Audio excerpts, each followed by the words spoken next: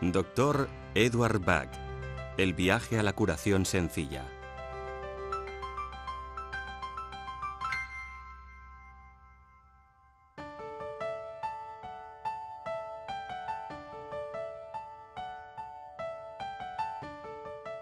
El descubrimiento casual de una flor cerca de un manantial de montaña en Gales marcaría el comienzo de un viaje para uno de los pensadores más imaginativos de nuestro tiempo, Edward Bach, un doctor entregado y apasionado que dio la espalda a la medicina ortodoxa y empezó a investigar el poder curativo de la naturaleza para tratar las enfermedades. El Dr. Bach fue un respetado doctor, bacteriólogo y patólogo en el Londres de principios del siglo XX. Según sus teorías, las emociones están relacionadas con los trastornos físicos. Sus remedios florales interactúan con las emociones negativas que pueda experimentar una persona en un momento dado para transformarlas en emociones positivas. Como en el caso de muchos pioneros cuyos descubrimientos se adelantaban a la ciencia, la vida del Dr. Bach estuvo rodeada de controversia. Y como ha ocurrido con otros innovadores que han realizado descubrimientos únicos, algunos lo consideraban un excéntrico. Sin embargo, su intuición acerca del poder de la naturaleza culminaría con el descubrimiento de 38 remedios florales que cambiarían la manera de ver las terapias naturales. Edward Bach. El viaje a la curación sencilla. Edward Bach nació el 24 de septiembre de 1886 en Moseley, a las afueras de Birmingham, Inglaterra. Durante su infancia, Bach iba a menudo al campo. Era un muchacho intuitivo, muy sensible a su entorno, y le encantaba pasear entre los árboles, los pájaros y las flores silvestres. Sin embargo, la belleza natural del campo contrastaba enormemente con la ciudad de Birmingham, enclave fabril que se consideraba la cuna de la revolución industrial. Tras terminar su formación escolar, Bach empezó a trabajar en la fundición de latón de su padre. Había descartado sus sueños infantiles de ser doctor, pues veía que no podía pedir a sus padres que costeasen los estudios de medicina. Sin embargo, el joven Edward no lograba adaptarse al ruido constante y las condiciones claustrofóbicas del entorno de trabajo en la fundición. A pesar de todo, en aquel contexto industrial encontró una inspiración muy diferente. Edward Bach era un perspicaz observador de las emociones y vio cómo afectaban las enfermedades a los trabajadores. El miedo a la enfermedad era un problema tan importante como la propia enfermedad, pues un hombre enfermo no podía trabajar ni tampoco pagar facturas médicas de importes desorbitados. Además, los remedios administrados no hacían más que ocultar los síntomas. Finalmente, Bach explicó a su padre que quería estudiar medicina. Con la aprobación de la familia, dejó la fundición para centrarse en su pasión por aliviar el sufrimiento humano y estudió medicina en la Universidad de Birmingham.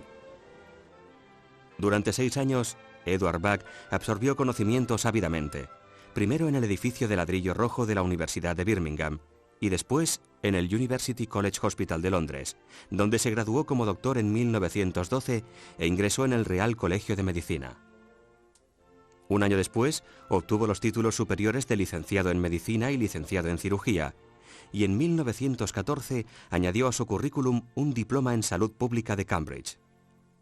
Durante su estancia en el University College Hospital, investigó sobre la terapia de vacuna en el departamento de bacteriología. Bach descubrió que algunas bacterias intestinales estaban estrechamente relacionadas con las enfermedades crónicas y su curación. De esta manera, desarrolló vacunas a partir de esas bacterias que purificaban el tracto intestinal. Pero aunque los resultados de muchas vacunas le animaban, no le convencía el uso de inyecciones por el dolor que provocaba la aguja de la jeringuilla. Cuando estalló la Primera Guerra Mundial, Bach ya se había forjado una reputación como doctor.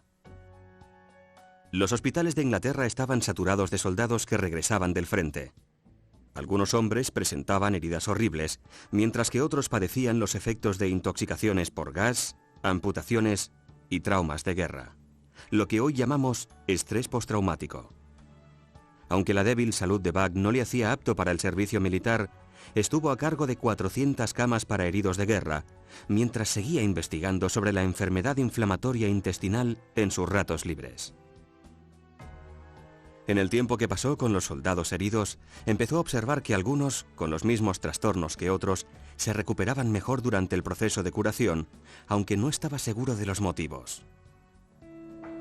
Por desgracia, en 1917, todos sus esfuerzos quedaron bruscamente interrumpidos cuando sufrió un colapso en el trabajo con una hemorragia masiva. Le ingresaron rápidamente en el hospital y le extirparon un cáncer ya en estado avanzado. Le dieron tan solo 3 meses de vida.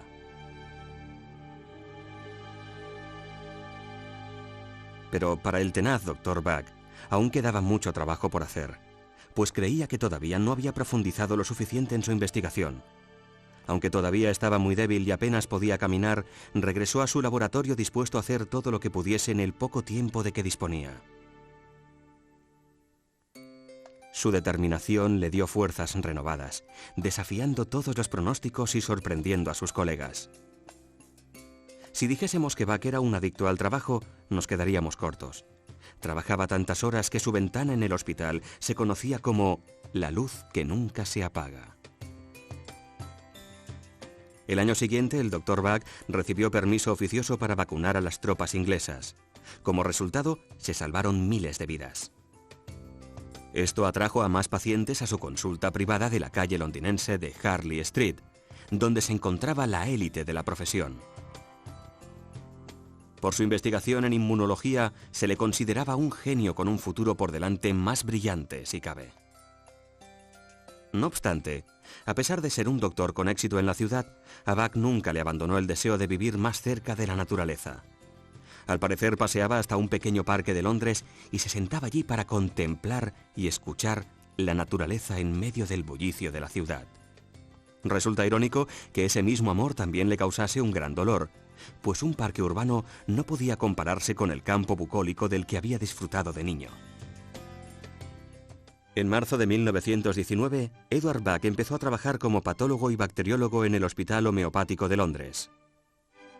Bach entró así en contacto por primera vez con los principios de la homeopatía y decidió profundizar en el tema.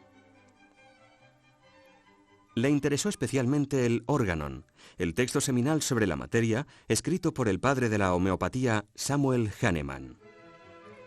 Aunque los descubrimientos de Hahnemann se remontaban un siglo atrás, a Bach le fascinó que éste también hubiese visto una relación entre la toxemia intestinal y la enfermedad crónica. Decidió preparar las bacterias siguiendo métodos homeopáticos para comprobar si esos preparados funcionaban tan bien como las vacunas, y el resultado fue un gran éxito. Los nuevos remedios se conocerían como los 7 nosodes de Bach. La teoría de Hahnemann se basaba en tratar a toda persona en vez de tratar solo los síntomas de la enfermedad, y subrayaba la importancia del estado mental y emocional de la persona tratada. El Dr. Bach sentía afinidad con Hahnemann, pues siempre se había interesado por las necesidades individuales de sus pacientes como personas y creía que la medicina ortodoxa se concentraba en exceso en las enfermedades y no prestaba suficiente atención a la persona en su conjunto. Le ilusionaba pensar que las ideas de Hahnemann podían conducirle a una forma de tratar la causa de la enfermedad más segura y natural de lo que jamás había soñado siendo niño. Empezó a aplicar las ideas de Hahnemann en su consulta, clasificando a sus pacientes y buscando vínculos entre su personalidad y los nosodes bacterianos que necesitaban. Descubrió que a menudo podía predecir los nosodes que necesitaría utilizar para un paciente con tan solo fijarse en el tipo de personalidad. En 1922, el Dr. Bach decidió dejar su trabajo en el Hospital Homeopático de Londres para concentrarse en su investigación, aunque siguió recibiendo y tratando pacientes en su consulta de Londres. Abrió un gran laboratorio en Park Crescent, donde conoció a la radiógrafa Nora Weeks. Ella también encontraba fascinante la perspectiva de curación mediante terapias naturales y creía firmemente en la dirección que estaba tomando la investigación de Bach. Más tarde se convertiría en su ayudante, aunque, al parecer, la relación más personal entre ambos fue meramente platónica. Hacía tiempo que Bach se oponía al uso de bacterias, el producto de la enfermedad, como tratamiento. quería encontrar un equivalente puro y natural a los 7 nosodes bacterianos que había descubierto previamente, por lo que empezó a experimentar con plantas que pudiesen reproducir sus efectos.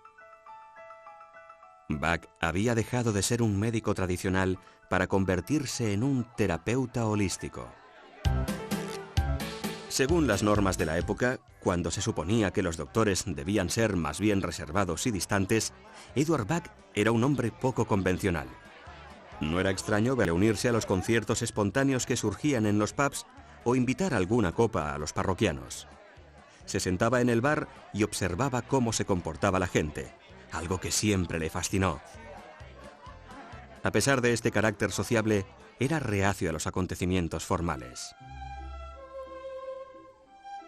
En una cena que se celebraba en un gran salón de banquetes, para paliar su aburrimiento, empezó a examinar los rostros, gestos y modales de los invitados. Empezó a considerar cómo podría agrupar esas personalidades y tipos emocionales. Y se preguntó si las personas con tipos parecidos de personalidad y de emociones padecerían las mismas enfermedades. De repente su intuición le dijo que esas personas podrían padecer cualquier tipo de enfermedad, pero que la forma en que reaccionarían a dicha enfermedad podía categorizarse. Se dio cuenta de que la respuesta a la enfermedad no radicaba en curar solo las enfermedades crónicas, sino que debía consistir en buscar un tratamiento para las emociones y los estados de ánimo negativos, que eran los primeros responsables de la falta de salud. Basándose en estas ideas, categorizó varios estados emocionales y pudo ver que se necesitarían más. Estaba decidido a dedicar el resto de su vida a este nuevo sistema de medicina que la naturaleza podía proporcionar, algo de lo que estaba convencido. La búsqueda de estos nuevos remedios, más sencillos y más naturales, llevó al Dr. Bach a la campiña de Gales. Allí encontró en 1928 Impatiens glandulifera y Mimulus guttatus en estado silvestre, y preparó remedios con estas plantas siguiendo métodos homeopáticos. El Dr. Bach empezó a usar los nuevos remedios florales con sus pacientes, prescribiéndolos según su personalidad. El éxito fue inmediato y notable. A continuación añadió a su colección la clemátide. Estos 3 remedios tuvieron tanto éxito que a finales del año siguiente había dejado de usar todos los demás medicamentos. Mientras tanto, seguía buscando más plantas curativas. En 1930, Bach hizo lo que otros doctores consideraban impensable. Dio la espalda a la medicina ortodoxa y dejó su consulta de Londres, sumamente lucrativa, para dedicarse por completo a la búsqueda de nuevos remedios a partir de las plantas del campo. Además, le pidió a Nora Weeks que le acompañase como ayudante. El Dr. Bach siguió descartando de su práctica ideas y teorías innecesarias, como los antiguos métodos de preparación de remedios en laboratorio, y diseñó 2 nuevos métodos para preparar las flores. El primero de ellos fue el método del sol. El Dr. Bach colocaba las flores frescas en un cuenco con agua bajo la luz directa del sol, de modo que la energía de la planta se filtrase al agua. Unos años más tarde, ya establecido en Mount Vernon, descubrió un segundo método, el método de ebullición, que utilizaría para 18 de los remedios. Este método consistía en recoger las flores y hervirlas en agua durante media hora para luego dejarlas enfriar. Para preparar los remedios, el Dr. Bach mezclaba el agua con las propiedades de las flores a partes iguales con brandy, que hacía la función de conservante. Al líquido resultante lo denominó tintura madre. Luego preparaba botellitas de concentrado diluyendo 2 gotas de tintura madre en 30 mililitros de brandy. De 1930 a 1934, el Dr. Bach y Nora viajaron por los rincones más remotos de Inglaterra y Gales preparando y probando remedios a partir de numerosas plantas. Experimentaron usando estos preparados con sus pacientes. Con el tiempo, creó 19 remedios. La mayoría de ellos se elaboraron a partir de flores, con la excepción del Rock Water, que se creó en 1933 con agua de un manantial olvidado. En un par de casos, Olive y Vine, Escribió a amigos de Suiza y de Italia para pedirles que preparasen los remedios siguiendo sus instrucciones a fin de probarlos con sus pacientes. Uno de sus destinos rurales favoritos era Cromer, una población de la costa este de Inglaterra. Le gustaba observar la dinámica entre los turistas relajados y los locales que seguían el ritmo de su vida cotidiana. Las observaciones realizadas por Bach en este tranquilo entorno reforzaron sus teorías sobre los diferentes tipos de personalidades. Mientras que todos los habitantes de la población se enfrentaban a retos cotidianos similares, las reacciones de las personas ante una situación dada eran muy individuales. Fue durante su estancia en Cromer cuando el Dr. Bach descubrió muchos de los primeros remedios: Agrimory, Chicory, Verben, Senchaury, Cerato, Scleranthus y Oak.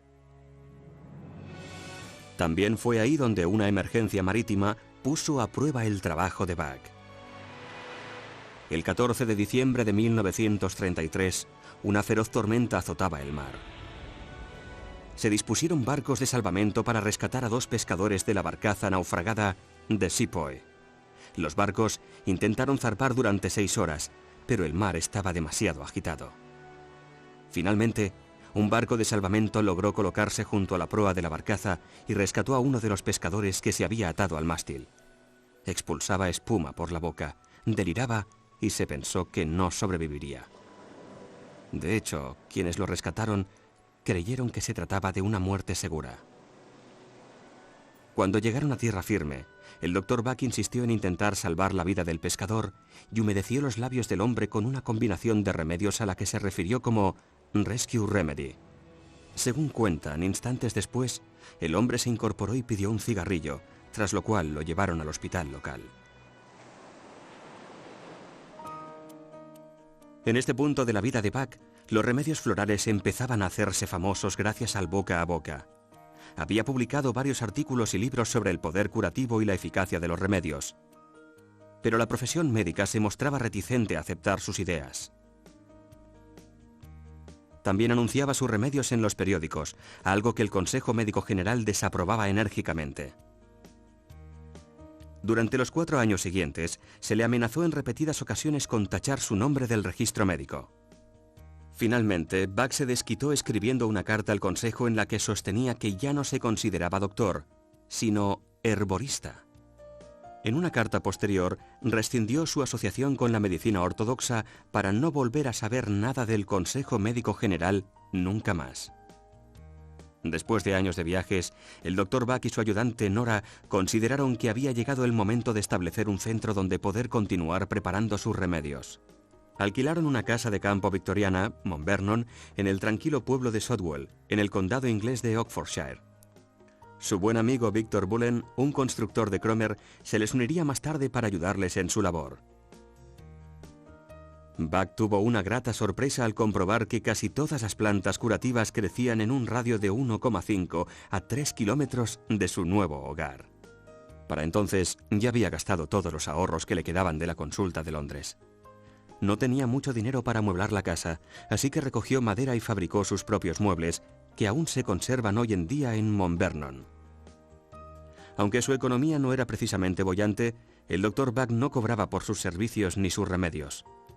Consideraba que la salud era un derecho de toda persona y sus remedios no eran más que una prolongación natural de la curación. Resulta paradójico que las visitas gratuitas incomodasen a los propios pacientes. Muchos no regresaban para una segunda visita porque sentían que se estaban aprovechando de su bondad. Así que el Dr. Bach decidió cobrar el tratamiento para que los pacientes sintiesen que no solo recibían, sino que también daban algo a cambio. La fama de los remedios empezó a extenderse. Bach conocía a la familia Nelson, los propietarios de la farmacia homeopática más antigua de Europa. De vez en cuando viajaba a Londres para entregar sus tinturas madre en esta y otras 2 farmacias. Bach también seguía tratando a los pacientes que acudían a verle a Mount Vernon. En esta época, él mismo padeció estados de ánimo negativos para los que aún no tenía remedio. Así descubrió los 19 remedios finales, buscando plantas para tratar sus propias dolencias. El sueño del Dr. Edward Bach de crear un sistema basado en la naturaleza como catalizadora para conseguir un buen estado de salud se había hecho realidad. Y lo más importante para él, el nuevo sistema de remedios era seguro, eficaz y sobre todo, sencillo de usar. El Dr. Bach dio un último golpe de efecto. Quemó casi todas las notas sobre sus estudios de casos y sus hallazgos. Veía el sistema completo como un regalo de la naturaleza. Quería que la gente lo viese y lo juzgase tal como era, sin distraerse con teorías y especulaciones. De esta manera escribió: «No hace falta ciencia ni conocimiento. Obtendrán mayor beneficio de este regalo enviado por Dios quienes lo mantengan tan puro como es, libre de ciencia, libre de teorías, pues en la naturaleza todo es sencillo». El Dr. Bach trató con sus remedios a muchas personas de forma satisfactoria. En septiembre de 1936 planificó una gira de conferencias, pero la tensión de toda una vida de duro trabajo empezaba a pasarle factura y solo pudo pronunciar una conferencia antes de caer gravemente enfermo por segunda vez en su vida. A la edad de 50 años, con sus sueños cumplidos, este hombre excepcional murió en paz mientras dormía.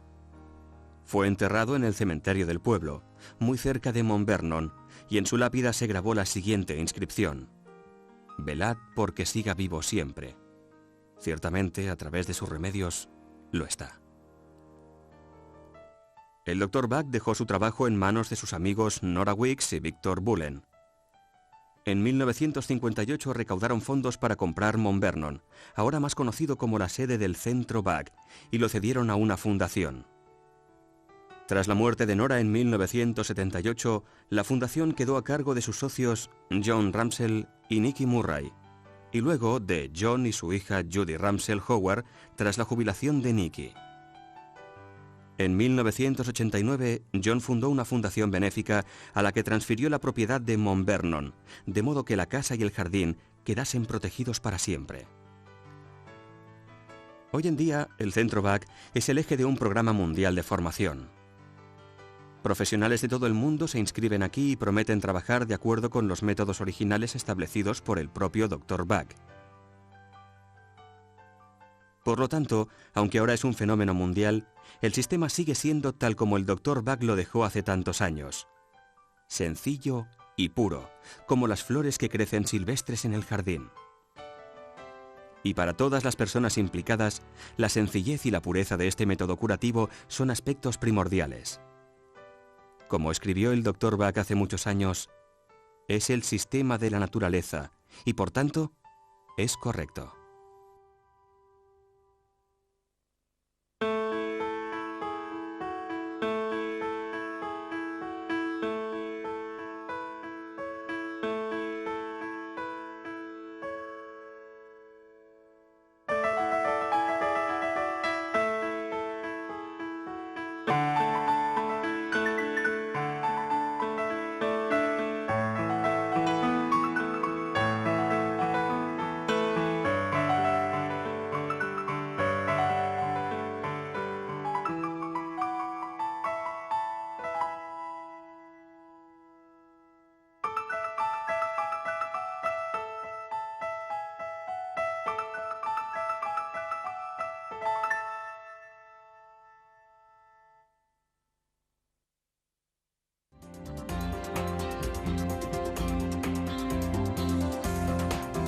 El proceso de embotellado.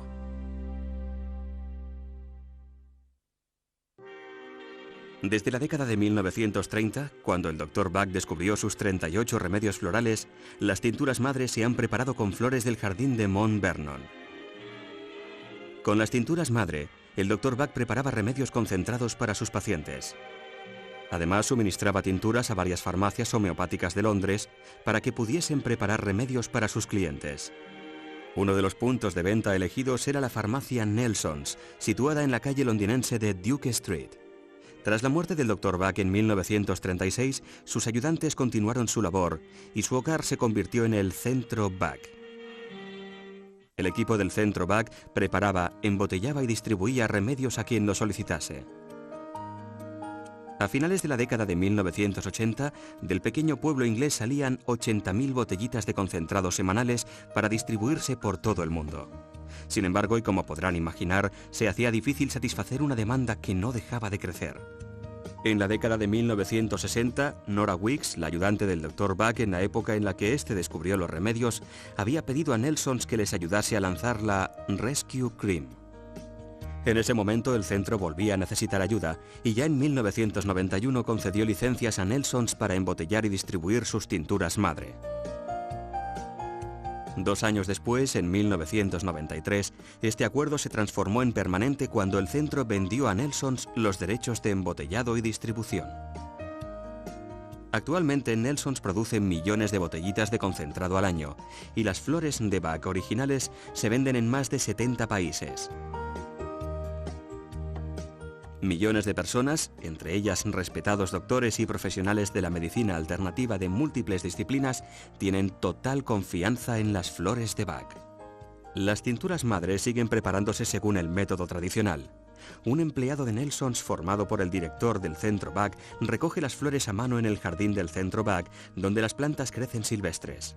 Otras plantas crecen en los alrededores, muchas de ellas en los mismos lugares donde el Dr. Buck las encontró hace unos 70 años.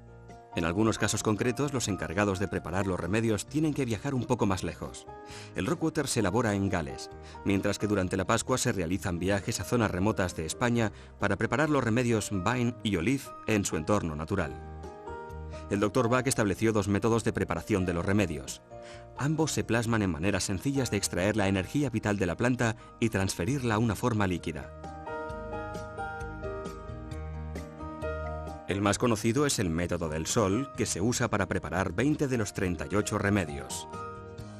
Las flores se dejan flotar en un recipiente de cristal con agua que se coloca bajo la luz directa del sol durante 3 horas. Todo el proceso se realiza a mano y a pequeña escala. Un día atareado puede haber 6 o 7 recipientes al sol. Algunas plantas solo están en flor un día o 2, por lo que la coordinación temporal es crucial. Para los 18 remedios restantes se sigue el método de ebullición. En la mayoría de los casos se usan las flores de árboles y arbustos que se recogen, se hierven en un cazo y se dejan enfriar en el mismo recipiente al aire libre. A partir de aquí, el proceso es igual en los 2 casos. Se retiran las flores del agua que ya ha adquirido sus propiedades, se filtra y se mezcla a partes iguales con un brandy de 40 grados, que hace las veces de conservante. Esta mezcla es la tintura madre. En la década de 1930, el Dr. Buck llevaba las tinturas madre a la farmacia Nelsons. Hoy en día, Nelsons las lleva a nuestra planta de embotellado en la zona de Wimbledon, en Londres. En la planta de embotellado de Nelsons se siguen fielmente las instrucciones originales del Dr. Buck para preparar las botellitas de concentrado, con 2 gotas de tintura madre y 30 mililitros de brandy. Las etiquetas han cambiado por cuestiones de legislación. En vez de 1 en 240%, ahora se indica disolución 5 por. No obstante, el contenido de la botellita es el mismo. En el Reino Unido los remedios florales se venden como medicamentos. Por lo tanto, el embotellado debe realizarse en instalaciones autorizadas siguiendo un estricto proceso de fabricación y de acuerdo con los estándares farmacéuticos más elevados que incluyen el control de calidad y la total trazabilidad. La firma de Buck garantiza que el cliente recibe los remedios de Buck originales elaborados siguiendo fielmente la receta original del Dr. Buck con tinturas madre preparadas con las flores que crecen en el jardín del Centro Buck. Además de vender remedios, Nelsons apoya el objetivo final del Dr. Buck, que era poner esta forma de autocuración a disposición de todo el mundo.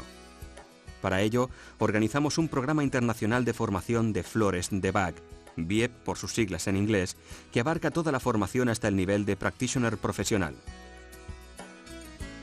El BIEP cuenta con plena aprobación del Centro Buck, que acepta diplomados en BIEP en su registro internacional de profesionales de la Fundación Buck. Todos podemos curar, decía el Dr. Buck, y con amor y comprensión en nuestra naturaleza, también somos capaces de ayudar a cualquiera que de verdad desee estar sano. Nelsons se enorgullece de formar parte del legado vivo del Dr. Buck. Con las flores de Buck originales, todos podemos curarnos y curar a los demás.